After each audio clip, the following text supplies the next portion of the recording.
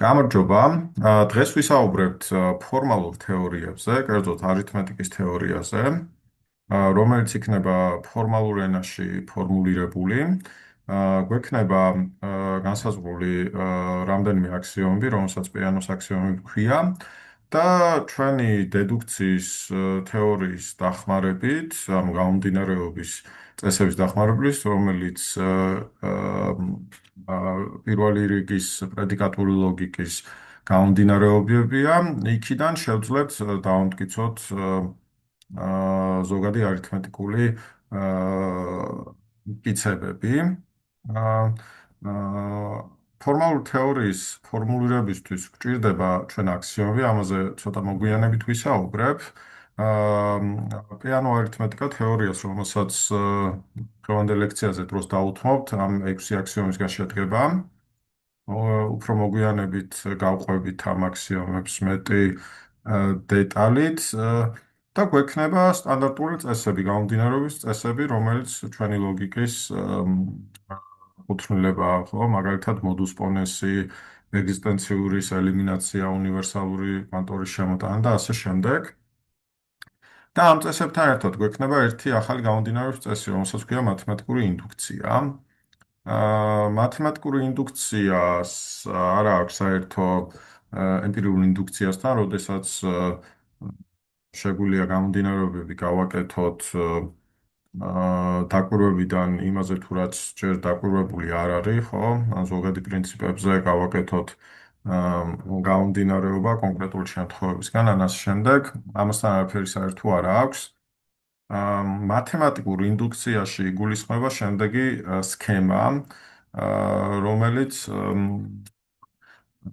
გავს ძირითად იდეას modus ponens-ისა, მაგალითად რიცხვებზე, როდესაც გვინდა რაღაცის დამტკიცება და თუ ჩვენ ვაჩვენეთ, რომ ნულს აქვს რაღაცა მტკიცება ჭეშმარიტია ნულზე, თუ ამის ჩვენება შევძელით და ასევე შევძელით ჩვენება, რომ თუ რაღაცა მტკიცება ჭეშმარიტია რიცხვზე y, მაშინ ჭეშმარიტია y + 1 რიცხვზე, ნებისმიერი y რიცხვისთვის, მაშინ აქედან საშუალება გვაქვს დავასვათ, რომ ეს მტკიცება ჭეშმარიტია ნებისმიერ რიცხვზე.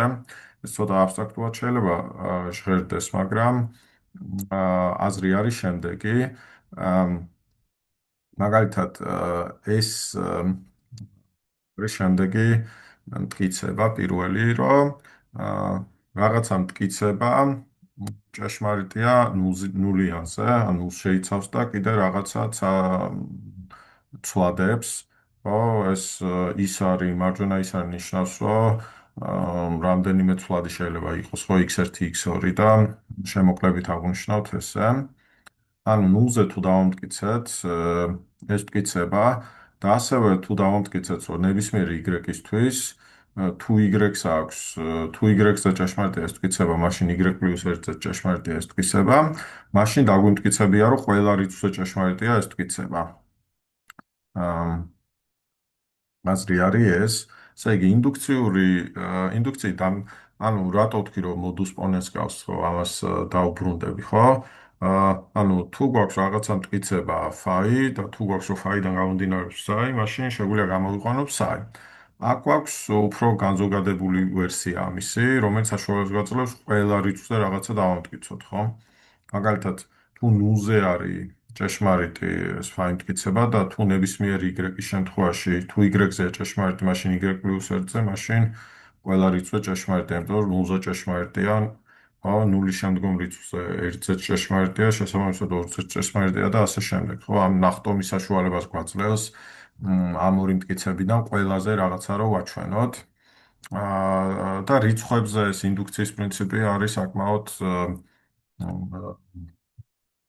ცხადად სწორი უნდა იყოს. მაგრამ ინდუქციის მეშვეობით რაღაცების დამტკიცება შეგვიძლია ისე, რომ რიცხვები არ ვახსენოთ, სხვა რაღაცებზეც შეგვიძლია ინდუქციის მეთოდი გამოვიყენოთ. ამას უფრო ვნახავთ, როდესაც მეტალოგიკაზე გადავალთ მე-9 თავიდან. მაგალითად, აიღეთ ესეთი მტკიცება, გვინდა დავამტკიცოთ, რომ ნებისმიერი წინადადება პროპოზიციურ ლოგიკაში შეიცავს სასრულად ბევრ რაოდენობის წინადადების სიმბოლოებს, ანუ PQs და ასე შემდეგ. აა, ანუ გვინდა დავამტკიცოთ, რომ ნებისმიერი გრამატიკულად გამართული წინადადება პროპოზიციურ ლოგიკაში შეიცავს სასრული რაოდენობის პროპორციულ სიმბოლოებს, პროპოზიციულ ცვლადებს. აა, და წინადადებას ცხადად განსაზღვრავთ ესე. ეს ჰალვორსონისგან არის ეს განსაზღვრება იმისა თუ რა არის წინადადება. მაგრამ ეს დამტკიცება ჰალვორსონს არ აქვს, თუმცა საკმაოდ საინტერესოა და კაი იქნება რომ ნახოთ როგორ ხდება ეს. ესე იგი, სიგმა არის სიმრავლე, რომელიც შეიცავს ყველა ატომურ წინადადებას. ანუ ატომურ წინადადებები არის, რომელიც შემადგენელ ნაწილებად არ იშლება PQ და ასე შემდეგ, ხო? პროპოზიციულ ლოგიკაზე ვამტკიცებთ ამას, თუმცა პრედიკატულ ლოგიკაზეც ანალოგიური დამტკიცება იმუშავებს. ანუ ეს არის ეს იძახის პირველი, რომ ატომური წინადადებები არის წინადადებები. შემდეგ phi და psi თუ არის წინადადება, მაშინ phi ან psi არის წინადადება, phi და psi-ც არის წინადადება და თუ phi, მაშინ psi-ცა წინადადება. ხო და ასევე რაღაც თუა წინადადება, მის ნეგაციაც არის წინადადება. ეხლა იმისთვის რომ ვაჩვენოთ, რომ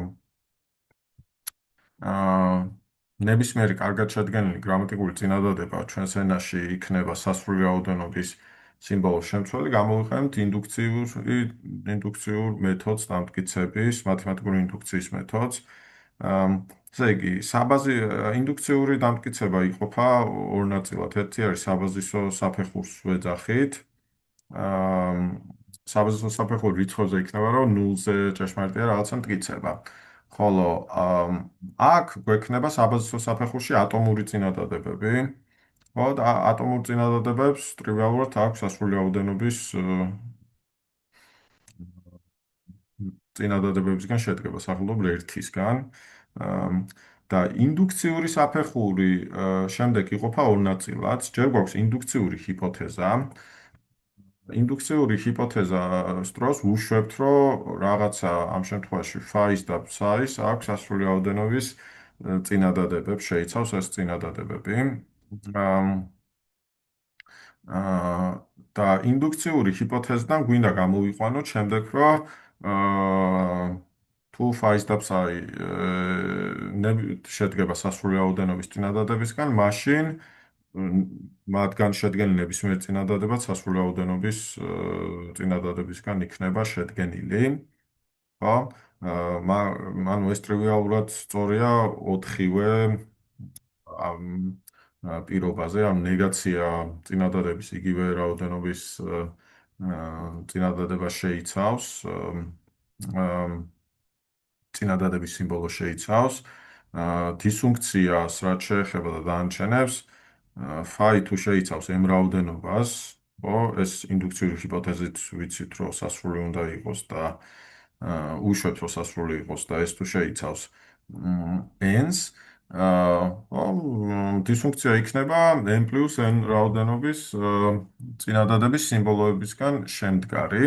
შესაბამისად, ვანახეთ, რომ ატომურ წინადადებებს აქვს სასრული რაოდენობის წინადადების სიმბოლოები და ვანახეთ, რომ ნებისმიერ phi და psi-ზე, თუ მათ აქვს სასრული რაოდენობის წინადადების სიმბოლოები, მაშინ მათგან შედგენისაც ექნება სასრული. ხო? ასე რომ აქ მათემატიკური ინდუქციის სტრუქტურა იქნება რაღაც ესეთი, ანუ გვაქვს ჯერ ჩვენი ატომური წინადადებები და მეორე საფეხურზე გვაქვს შედგენილი წინადადებები, რომელიც ატომებისგან შედგება, მაგალითად ამისგან და ამისგან. ხო? ამასაც ექნება სასრული რაოდენობა. მესამე საფეხურზე შეიძლება გქონდეს ისეთი შედგენილი წინადადებები, რომელიც შედგენილ წინადადება შეიცავს და ატომურს, ან შედგენილს და შედგენილს, ხო? მაგრამ მათემატიკური ინდუქცია, ანუ რახან საბაზისო საფეხურზე გვაქვს სასრული რაოდენობის წინადადების სიმბოლოები, ხო, და რახან ჭეშმარიტია თუ სადღაც არ გვაქვს სასრული რაოდენობის სიმბოლოები, მაშინ შემდეგ დონეზეც გვექნება, ხო, ესე იგი დაგვიმტკიცებია, რომ ყოველთვის სასრული რაოდენობის წინადადების სიმბოლოები გვაქვს რა. ესეთი არის პროპორციულ ლოგიკის გრამატიკა და ამის დამტკიცება შეგვიძლია. ჩვენ ეს ჰაურსონთან არ არის მოცემული, მაგრამ კაი მაგალითია, რომ ის მათემატიკური ინდუქციის აზროვნება რიცხვების სტრუქტურის გარდა სხვა სტრუქტურებზეც მუშაობს ხოლმე. ხოლო რაც შეეხება რიცხვებს, ხო, რიცხვები რახან ესე წრფივად შეიძლება დავალაგოთ, ხო, აქ გულისხმობ ნულიდან დაწყებული ნატურალური პოზიტიური რიცხვები, ხო, რაღაცა თუ ჭეშმარიტია ნულზე, ხო? ჩვენ ვანახეთ, რომ ნულზე არის ეს მტკიცება, თუ ვანახეთ, რომ ნულზე არის ჭეშმარიტი, ანუ ამაზე. და შემდეგ ვანახეთ, რომ აქ ნებისმიერი რაც უნდა ავიღოთ, თუ იმაზე ჭეშმარიტია, მის შემდეგზეც არის ჭეშმარიტი, მაშინ ინდუქციური სქემა ვიძახს, რომ ნებისმიერი რიცხვი იქნება ეს მტკიცება ჭეშმარიტი. ამის კონკრეტულ მაგალითებს ვნახავთ ჩვენ და უფრო ცხადი გახდება სქემა როგორ მუშაობს. მაგალითად, ჰალვორსონთან არის ეს მოცემული, ავიღოთ შემდეგ მტკიცება, რომ ყველა რიცხვს ნულის გარდა ყავს წინამორბედი. სადაც გვაქვს მარტო როგორც გითხარით, ეს იმცეთ თეორიაზე არის ეს განსაზღვრული, სადაც ნული არის პირველი რიცხვი და გვაქვს აქსიომი. თუმცა ეს ჩვენს ლოგიკაშიც ტრივიალურად მტკიცდება ამ აქსიომების მოხმობის გარშე. ესე იგი, მტკიცება არის შემდეგი, რომ აა ნებისმიერი x-ისთვის, ვთქვათ, თუ x-ი არ არის იგივე რაც 0, მაშინ არსებობს რაღაცა რიცხვი z-ი და z პლუს 1 უდრის x. ანუ z-ი იქნება წინამორბედი. ეს გვინდა დავამტკიცოთ რა, ეს მტკიცება რომ უნივერსალურად სწორია. ეხლა, იმისთვის რომ მათემატიკური ინდუქცია გამოვიყენოთ, ჯერ ვაჩვენოთ, რომ ეს მტკიცება ჭეშმარიტია, როდესაც ნულზე გვაქვს საუბარი, ანუ როდესაც ნული არ უდრის ნულს და ასე შემდეგ, ხო? ესე იგი, თავიდან გვაქვს იდენტობის შემოტანა, ნული უდრის ნულს, შემდეგ ნეგატიური პარადოქსით, ხო? გამომდინარეობს ეს, რასაც მინდა დავწერ შედეგში, ხო? ესაა ნეგატიური პარადოქსი. და დავწერთ იმას, ცხადია, რაც გვინდა რომ ვანახოთ.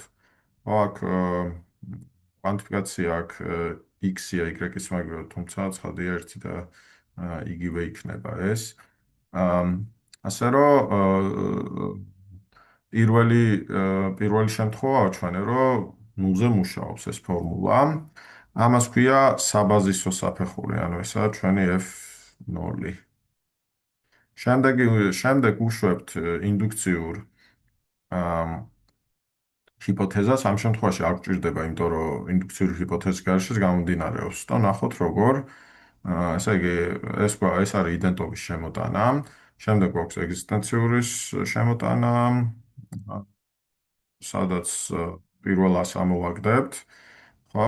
და რახან ეს დამტკიცდა პოზიტიური პარადოქსით დავწერთ ამას და დააკვირდით ახლა ეს როგორი ფორმა აქვს. ესე იგი, აქ გვაქვს დამტკიცებული შემდეგი რაღაცა, რომ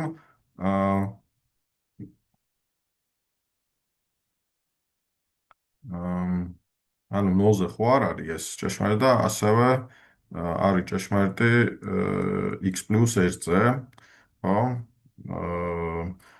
სადაც აქ გვაქვს x-ის მაგივრად, ხო? ესე იგი, a პლუს 1 თუ არ უდრის 0-ს, მაშინ არსებობს x-ი და x პლუს 1 უდრის a პლუს 1-ს. ეს ამას მივიღებთ, როდესაც ამ შემთხვევაში x-ის მაგივრად ჩავწერთ a პლუს 1, აი დააკვირდით აქაც ეს იქნება, მოდ კვანტიფიკაცია უნდა შევცვალოთ, მაგრამ აზრი არის ეგ. შესაბამისად, კიდე პოზიტიური პარადოქსით შეგვიძლია გამოვიყვანოთ, რომ f-აზე თუ არის ეს ჭეშმარიტი, მაშინ f-a პლუს 1-ზეც იქნება ჭეშმარიტი. და რახან a-ზე სპეციალური დაშვება არ გამიკეთებია, შემიძლია დავასვნა, რომ ეს პირობით დებულება ნებისმიერ y-ისთვის ჭეშმარიტია. და შემდეგ გამოვიყენებ ჩემ ინდუქციის სქემას და ორიანი არის ჩემი ნულის შემთხვევა და მერე მაქვს დამტკიცებული ინდუქციური საფეხური. ამიტომ შემიძლია აა დავამტკიცო ეს ფორმულა. კარგით, ეხა ნახოთ სავარჯიშოები ჰალვორსონიდან და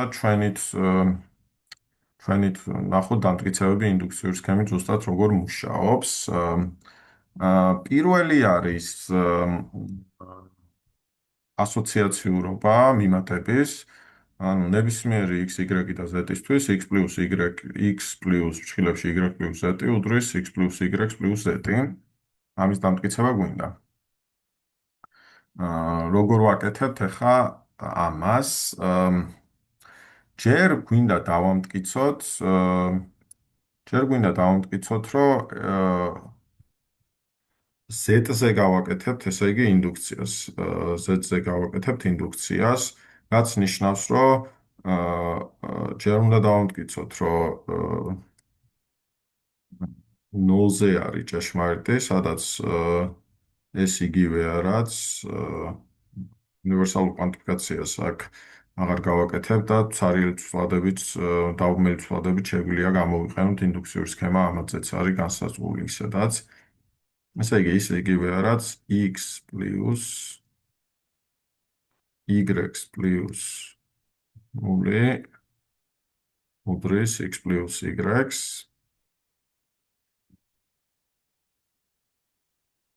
პლუს 0. ეს არის 0-ზე. ამის დამტკიცებას შემდეგნაირად ვაკეთებთ. შეხედეთ მესამე აქსიომას, რომელიც იძახის, რომ ნებისმიერი რიცხვისთვის ამ რიცხვს მიმატებული 0 უდრის x. ხო, a პლუს b რახან არის რაღაცა რიცხვი, იმიტომ რომ მიმატება არის ფუნქცია რიცხვიდან რიცხვამდე. a პლუს b პლუს 0 უდრის a პლუს b-ს.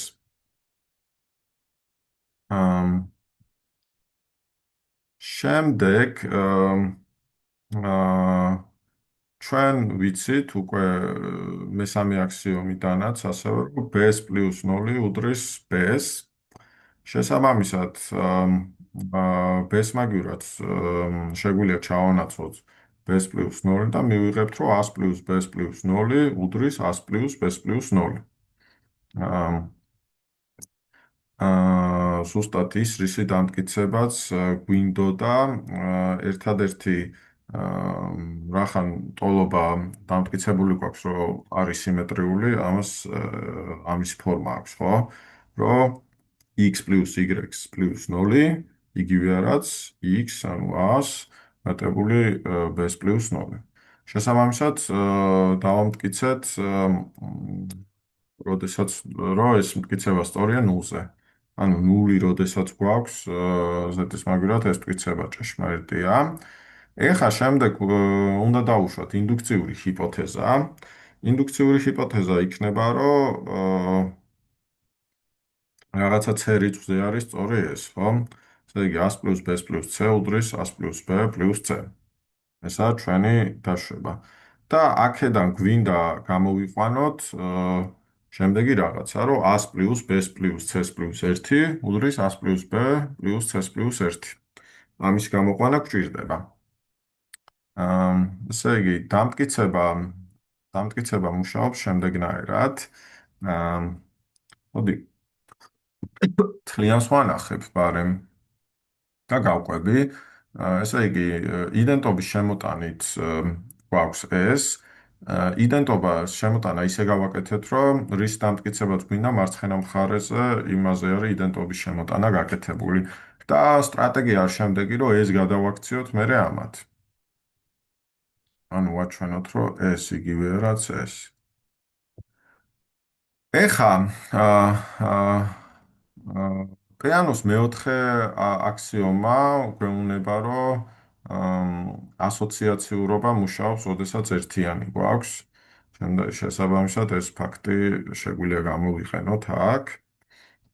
მ, ნუ b plus c plus 1 უდრის b plus c plus 1. უბრალოდ P4 აქსიომის კერძო შემთხვევაა დაწერილი. აა, შემდეგ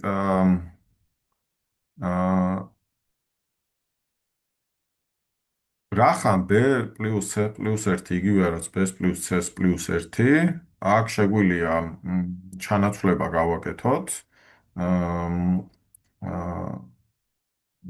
B plus C plus 1 3-ი, B plus C plus 1 და დავწეროთ ესე. ესე იგი 5-იანზე და 6-იანზე იქნება იდენტობის ელიმინაცია. შემდეგ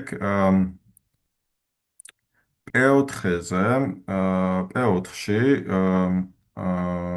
გავაკეთებთ P4-ის მეშვეობით გავიხსენებთ, რომ A plus B plus C მოცემულია, რომ უდრის ამას, ამას მოგვიანებით გავაკეთებ, მაგრამ P4-ის დახმარებით შეგვიძლია ჩავწეროთ ეს, რომ A plus B plus C plus 1 უდრის A plus B plus C plus 1. ესაა ჩვენი P4-დან გამოყვანილი.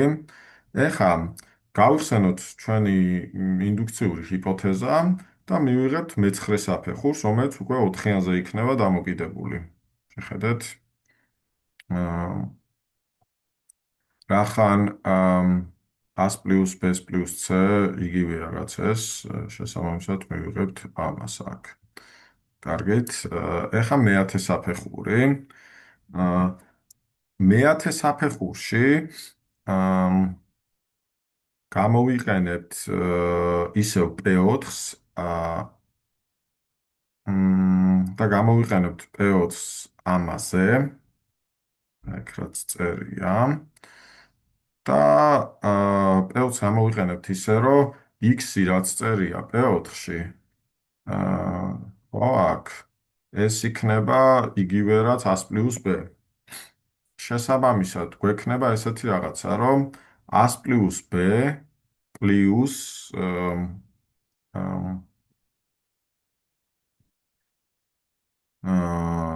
C plus 1 ხო? და შესაბამისად გვექნება A plus B plus C plus 1. სადაც, როგორც ვითხარით, A plus B ასრულებს იგივე ფუნქციას, რასაც ასრულებს X-ი. ესე იგი, ეს არის A plus B plus C აქ და plus 1. შესაბამისად, გვექნება A plus B plus C plus 1. ხვდებით. და შესაბამისად C plus 1-ზეც დაგვიმტკიცებია ეს 10 იგივეა რაც F-ი C plus 1. და შესაბამისად გვაქვს ეს, რომ C-ზე თუ ჭეშმარიტია, მაშინ C plus 1-ზე ჭეშმარიტია და ინდუქციური სქემა 3-იანზე, ან 0-ზე რაც დავამტკიცეთ და 11-ზე საშუალებას გვაძლევს, რომ უნივერსალურად კვანტიფიცირებული ფრაზა დავწეროთ, რაც ის არის ზუსტად რაც ჩვენ გვინდოდა. ანუ Z-ზე გავაკეთე ინდუქციური მათემატიკური ინდუქციის სქემის გამოყენება. კარგით, ეს არის ასოციაციურობა.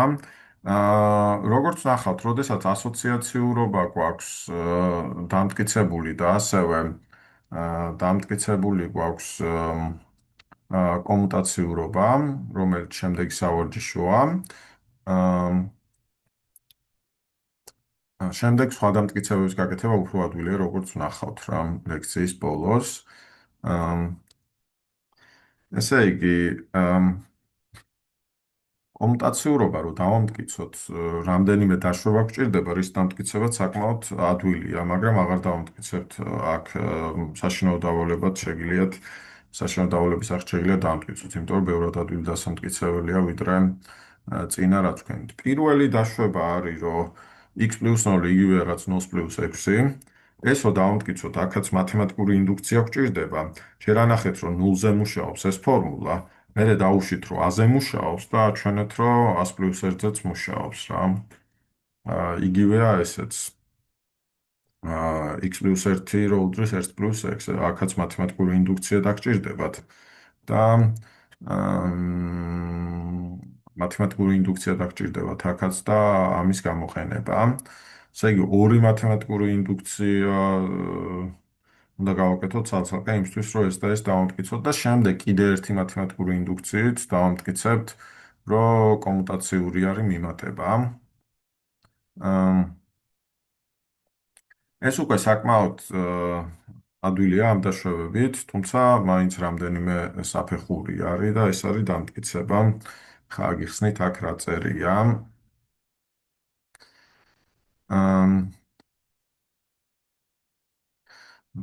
ესე იგი, საბაზისო საფეხურად გვაქვს, რომ 0-ზე მუშაობს კომუტაციურობა, რაც უკვე დაშვებაში გვაქვს დამტკიცებული, ესე იგი, რომ x პლუს 0 იგივე რაც 0 პლუს 6. ეხლა დავუშვებ, რომ a-ზე მუშაობს და შევეცდები დავამტკიცო, რომ 100 პლუს 1-ზეც იმუშავებს. E4-დან გვაქვს, რომ აქ უკვე x და x თლად გამოვიყენებ, რახან ჰალურსონიც ამას მიმართავს და რაღაც აზრით ესე უფრო გასაგებია რა. ესე იგი, x პლუს 100 პლუს 1 P4 აქსიომის მიხედვით უდრის x პლუს 100 პლუს 1. ეს არის ასოციაციურობა, როდესაც ერთიანი გვაქვს რა. კი ბატონო, შემდეგ პირველი დაშვების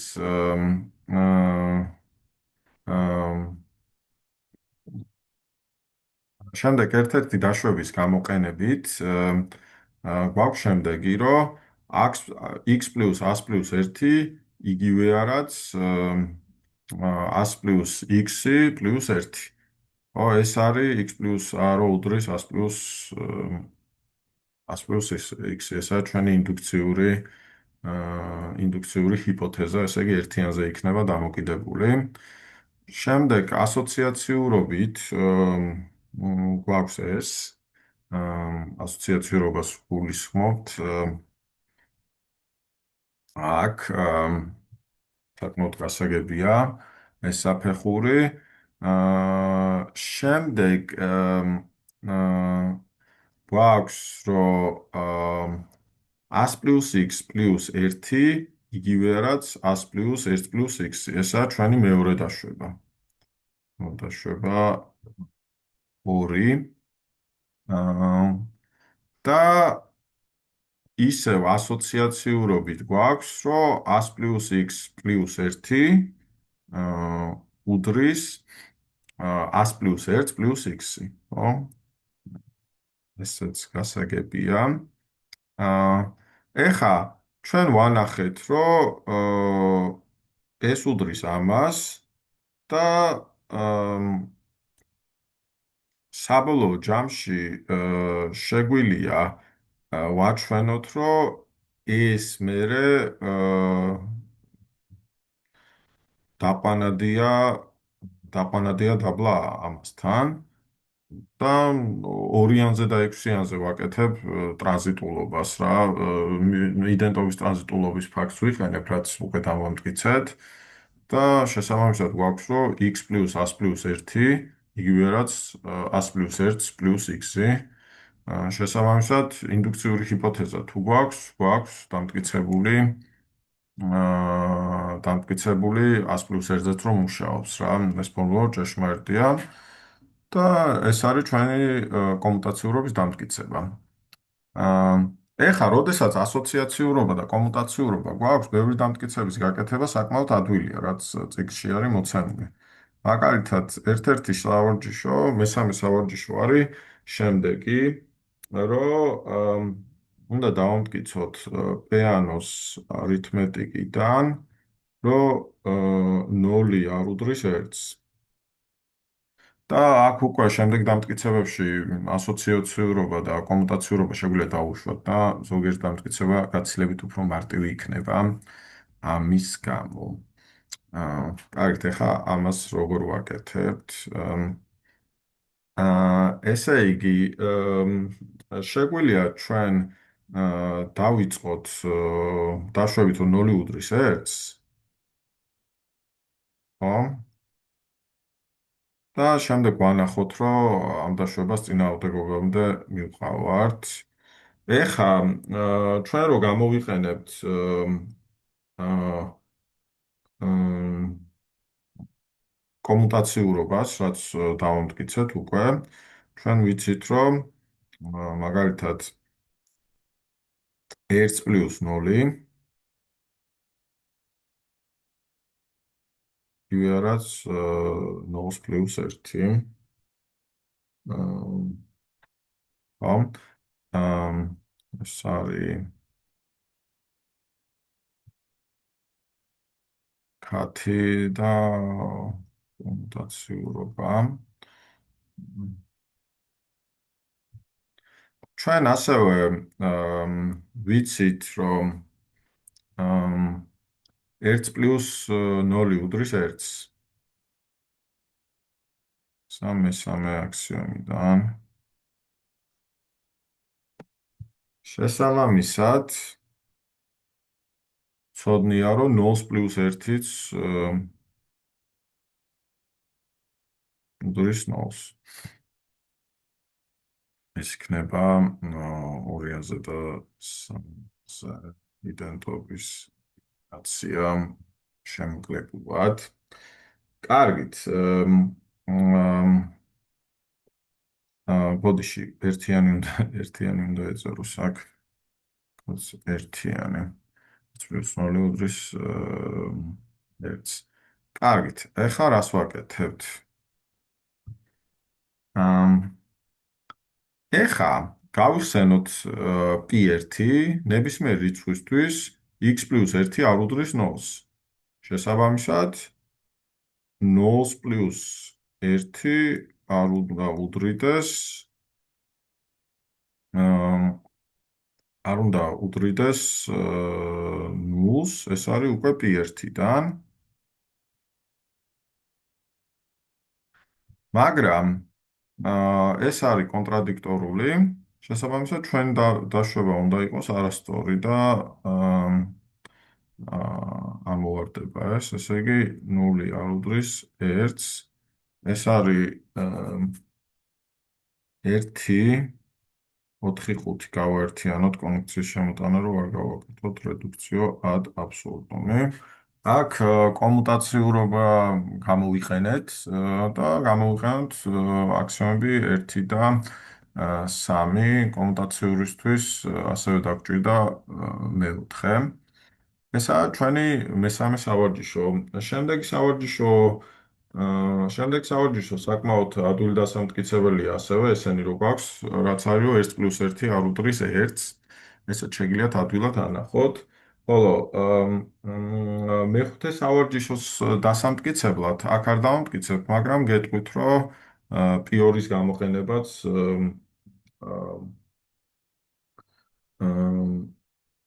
პიორის გამოყენებაც დაგჭირდება აქ. მეხუთე სავარჯიშო არის, როდესაც უნდა ვანახოთ, ახლა ზუსტად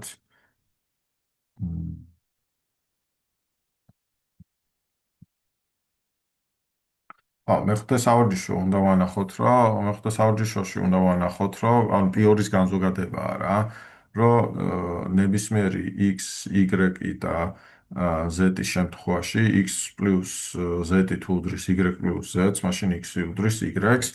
აქ რახან პირობითი რაღაცაა დასამტკიცებელი, უნდა იფიქროთ, რომ დაგჭირდებათ ხოლმე დაშვება, რომ x პლუს z უდრის y პლუს z-ს და აქაც ინდუქციას გავაკეთებ z-ზე.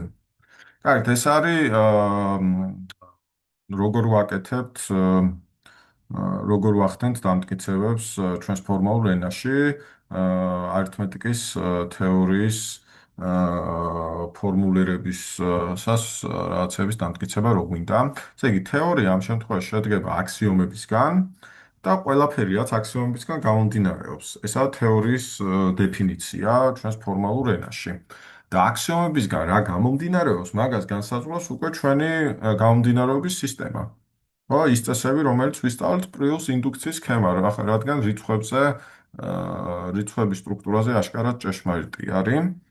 შემდეგ ჩვენ პიანო არითმეტიკაში ვნახავთ, აი დეფინიციების თავი რო არის შემდეგი, რომ გარკვეული მიმართებები შეგვიძლია პრიმიტიულად არ ავიღოთ, არამედ გავსაზღვროთ ჩვენს არითმეტიკის თეორიაში. მაგალითად,